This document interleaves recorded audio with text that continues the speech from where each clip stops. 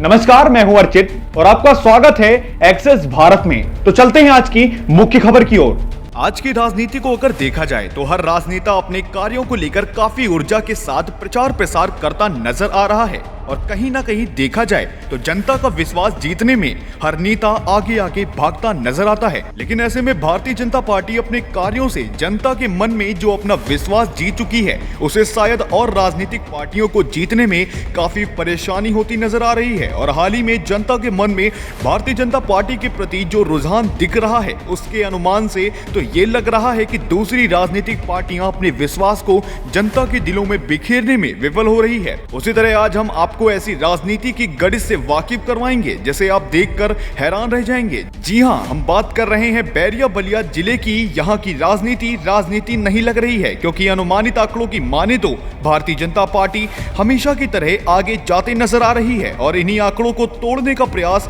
अन्य राजनीतिक पार्टियां कर रही हैं। यहां तक कि भारतीय जनता पार्टी के मंसूबों पर पानी फेरने के प्रयास करने में भी पूरी दम लगाते हुए नजर आ रही हैं। हम बात कर रहे हैं सुरेंद्र नाथ सिंह की, जो कि पेशे से शिक्षक रहे। सुरेंद्र नाथ 2017 में बैरिया विधानसभा के भाजपा प्रत्याशी घोषित हुए थे और चुनाव भी जीते थे। और हाल ही में बैरिया विधानसभा से भाजपा ने प्रत्याशियों की फेरा बदली कर दी थी और सुरेंद्र नाथ सिंह को इस बार टिकट न देकर बलिया सदर से विधायक रहे एवं राज्य मंत्री आनंद स्वरूप शुक्ला को प्रत्याशी घोषित कर दिया। और इसी के आक्रोश में सुरेंद्र नाथ सिंह द्वारा निर्दलीय चुनाव लड़ने का ऐलान कर दिया गया था। साथ ही आपको बताते चले कि इनका यहां तक का कहना है कि मैंने बैरिया विधानसभा को फुलवारी की तरह सींचा है, इसका एक भी पत्ता किसी को तोड़ने और लूटने नहीं दूंगा। मैं जनता के पैरों को छू लूंगा, लेकिन किसी गद्दार की जी हजूरी नहीं करूंगा। लेकिन क्या ऐसा संभव है कि सिर्फ बयानबाजी को लेकर प्रचलित सुरेंद्र नाथ सिंह बातों से जनता के दिलों में राज कर पाएंगे? बलिया लोकसभा का आप नोट कर लीजिएगा, बलिया लोकसभा का एक भी सीट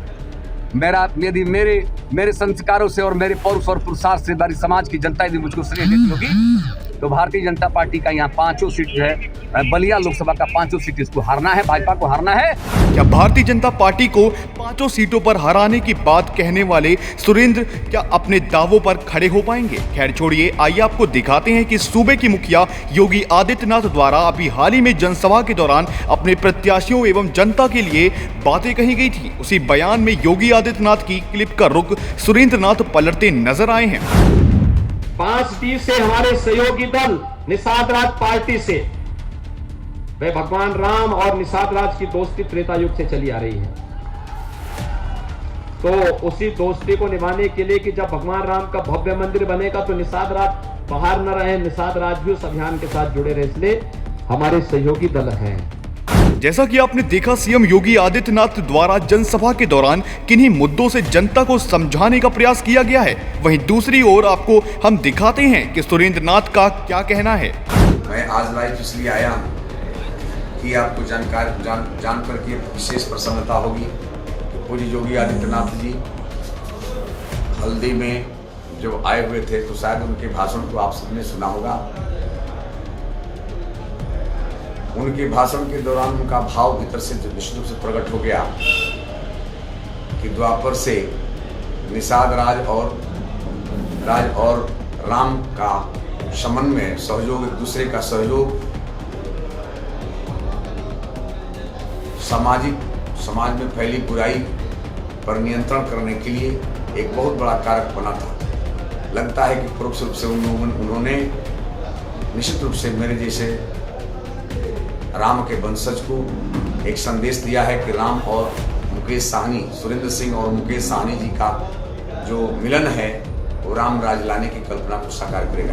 तो जैसा कि आपने देखा कि सुरेंद्र नाथ का क्या कहना है, ऐसे में सबसे बड़ा ये सवाल उठ रहा है कि हराने की बात करने वाले सुरेंद्र आज उसी भाजपा पार्टी के मुख्यमंत्री की बयानों से जनता को गुमराह करते हुए एवं छत्री वोटरों को सूबे की मुखिया योगी आदित्यनाथ की बातों में अपने और मुकेश साहनी की मित्रता के पाठ को पानी में घोलते हुए छत्री जनता को अपनी ओर आकर्षित करने के लिए प्रयासरत नजर आए हैं। अब ऐसे में सबसे बड़ा सवाल ये भी उठ रहा है कि क्या ये प्रयास सुरेंद्र नाथ का सफल होगा? क्या जनता अपना बहुमोल वोट देकर अपना नेता सुरेंद्र नाथ को चुन पाएगी? क्या सुरेंद्र नाथ सीएम योगी आदित्यनाथ के शब्दों को अपने चुनावी शतरंज में प्यादा बना पाएंगे? आइए आपको एक वीडियो दिखाते हैं जो इस चुनावी पहेली को नया रुख देते हुए नजर आएगी। और हमारा एक ही नारा है कि जहां हम लड़ रहे हैं वहां पे वीआईपी पार्टी को जिताना है, जहां नहीं लड़ रहे हैं वहां सपा हो या बसपा हो या कांग्रेस हो उनको मदद कीजिए, लेकिन बीजेपी को हराइए। ये मकसद से हम मान लीजिए कि 403 सीट पे लड़ रहे हैं, हम 403 तो आप कंफ्यूजन क्रिएट कर रहे हैं सर कि जहां भाजपा मतलब हम आप नहीं लड़ रहे वहां भाजपा को हरा दीजिए। हाँ, हम निश्चित तौर पे हमारा मकसद ही यही है। जैसा कि आपने सुना कि भाजपा के सहयोगी दल वीआईपी पार्टी के नेता मुकेश साहनी उल्टा ही अपने घर की ईंट को तोड़ने का कार्य करने की बात करते नजर आ रहे हैं। अब ऐसे में यह सवाल उठता है कि उलझी हुई राजनीति में जनता आखिर किसको वोट देगी, और देगी तो आखिर बैरिया में विधायक बनेगा कौन? क्योंकि एक ओर सुरेंद्रनाथ द्वारा राजनीति चुनावी दांव इस कदर फेंका जा रहा है जो कि मौजूदा मुख्यमंत्री की ही बातों को अपने दांव में इस्तेमाल करते नजर आ रहे हैं, और दूसरी तरफ सहयोग करने के नाम पर सहयोगी दल वीआईपी पार्टी के नेता मुकेश साहनी अपने ही घरों को उजाड़ने यानी बीजेपी को हराने की बात करते नजर आ रहे हैं। आइए आपको दिखाते हैं पूर्व में बैरिया क्षेत्र के भाजपा प्रत्याशी एवं राज्य मंत्री आनंद स्वरूप शुक्ला द्वारा इस बात की चेतावनी पहले ही दे दी गई थी। उत्तर प्रदेश में हमारे सहयोगी संजय निषाद जी हैं जिन्हें हमने 15 सीट दिया है।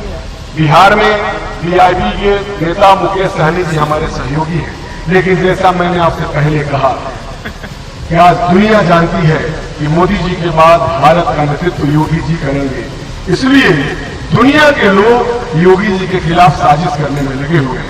2 साल दिल्ली में बैठ करके लोगों ने साजिश किया। उत्तर प्रदेश के किसी भी पार्टी के पास अब ये ताकत नहीं रह गई है कि योगी और भाजपा के सामने खड़ी हो सके। इसलिए पीठ पर वार करने के लिए, पीठ पीछे वार करने के लिए कुछ लोगों को मोहरा बना करके भारत विरोधी ताकतें, भाजपा विरोधी ताकतों ने मुकेश सहनी को अपने चंगुल में फंसाया है, और वो भारतीय जनता पार्टी को चुनाव हराने के लिए।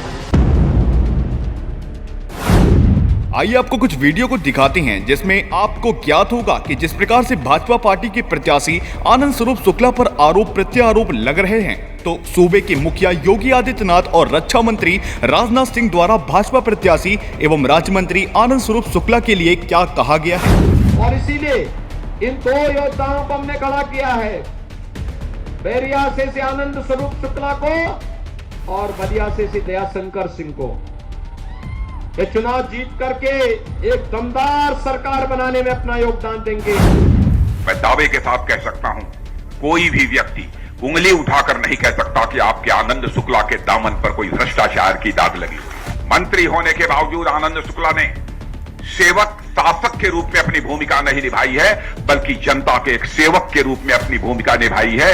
इसलिए मैं आप लोगों से अपील करने आया हूं कि आनंद शुक्ला को भारी मतों से विजय दिलाकर आप उत्तर प्रदेश की विधानसभा में भेजें।